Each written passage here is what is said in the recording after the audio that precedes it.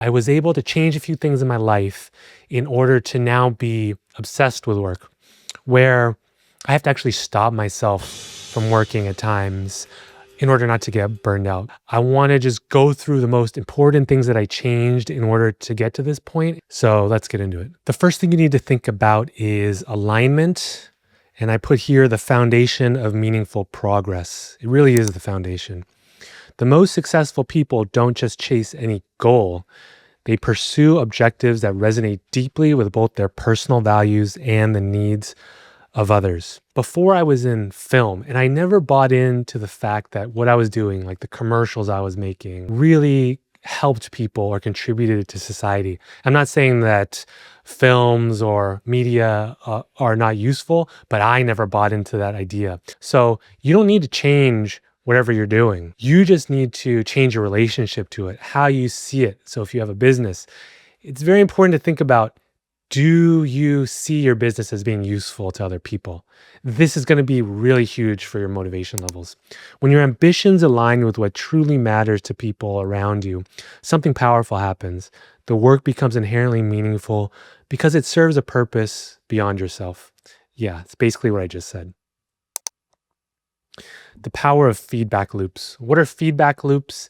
They're anything that give you feedback on your output. So you create something, you make something, and people tell you if it's good or not, and it motivates you or demotivates you. Anything that does that is a feedback loop in this scenario. And it's important to find feedback loops in your life, and we'll get into this. First, let's break down how you do it. You set small goals. So break your vision into bite-sized, accomplishable milestones that you can achieve consistently. So whatever your goal is, just chunk it down into small pieces. Take action, execute on these goals with focus and intention, creating tangible outputs others can see. We'll get back to this point. That's really important, that others can see your work. All right.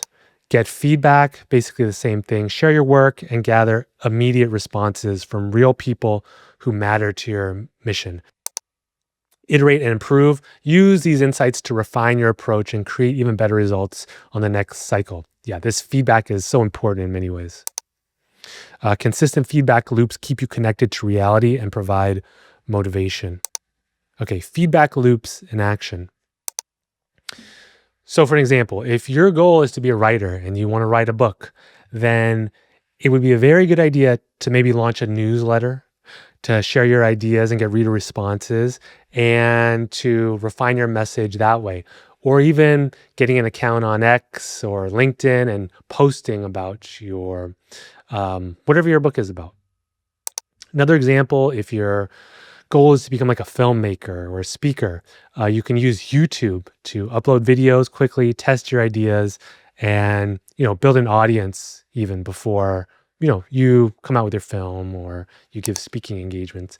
For a business, providing a small service, simple services, or basic prototypes first are a good way to get this feedback. Remember, it's not about making money at this stage. It's about measuring growth and learning what works. Not about money now. So for me personally, I really got into psychology, all these different areas of personal development. And instead of being like, okay, I'm going to be a speaker on this and write a book on my own in solitude, instead of doing that, I'm doing this. I'm creating YouTube videos that I hope are actually helping people, incorporating these ideas. And I'm on X too, writing, in addition to researching and writing outside of these feedback loops. Okay, this is the big one, the comfort addiction crisis. This is the hard truth. Scrolling TikTok, binge watching Netflix, and playing video games will always feel easier than doing meaningful work.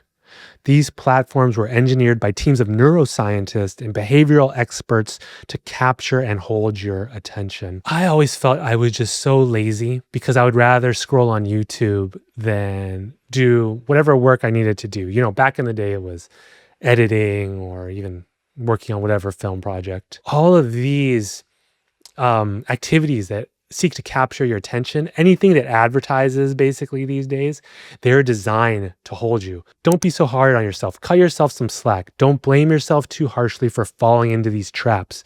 You're fighting against billion-dollar algorithms designed to exploit your brain's reward systems.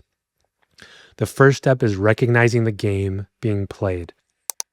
So, how to break free from the comfort trap? Master your emotional responses. Very important.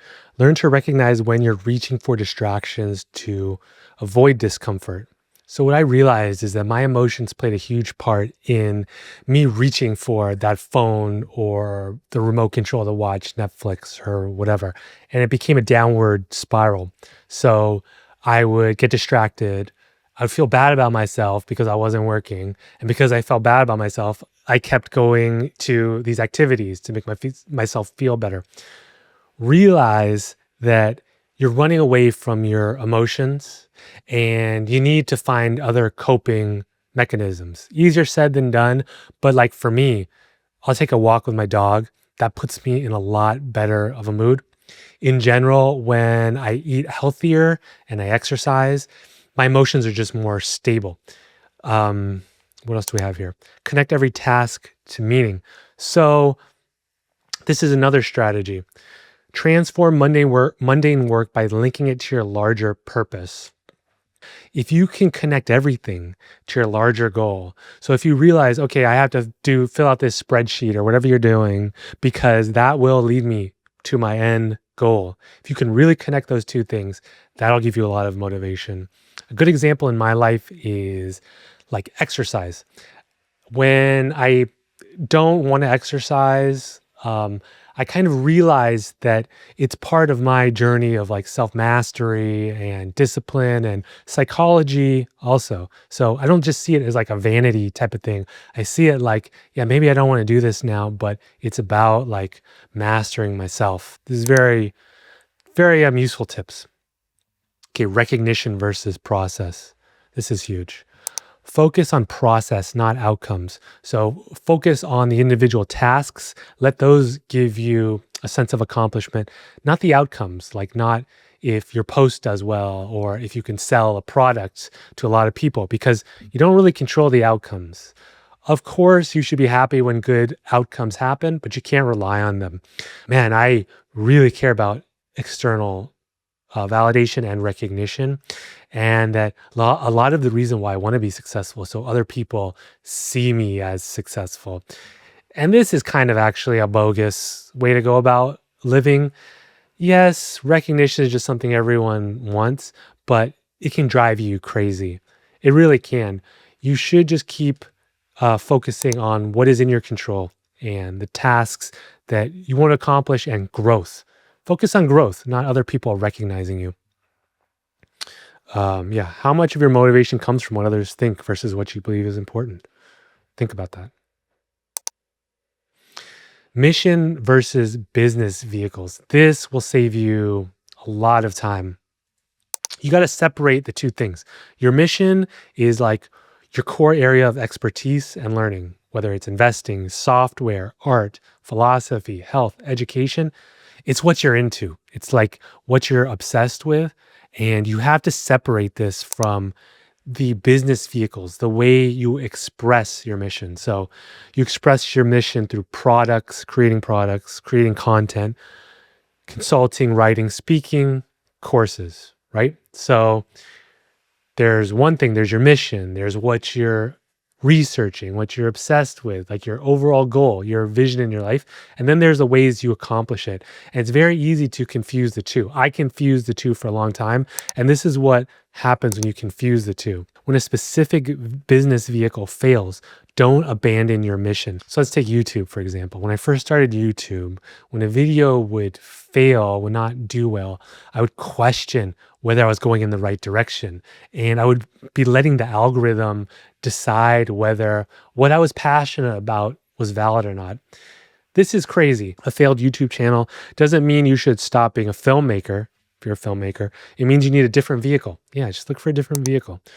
Only pivot your mission after deep personal reflection and clear evidence that your interests have genuinely evolved. So yeah, You can change your mission, but not because one of these business vehicles fails. Knowing this will help you a lot in mastering your emotional response to failure and thereby giving you more motivation. Think about all these points that I brought up and try and incorporate them into your life because I know if you do, you're going to go from laziness to obsession. It might take a little while, nothing's instant, but it works. I did it myself. It'll work for you. Thanks for watching, everybody, and I'll see you guys next time.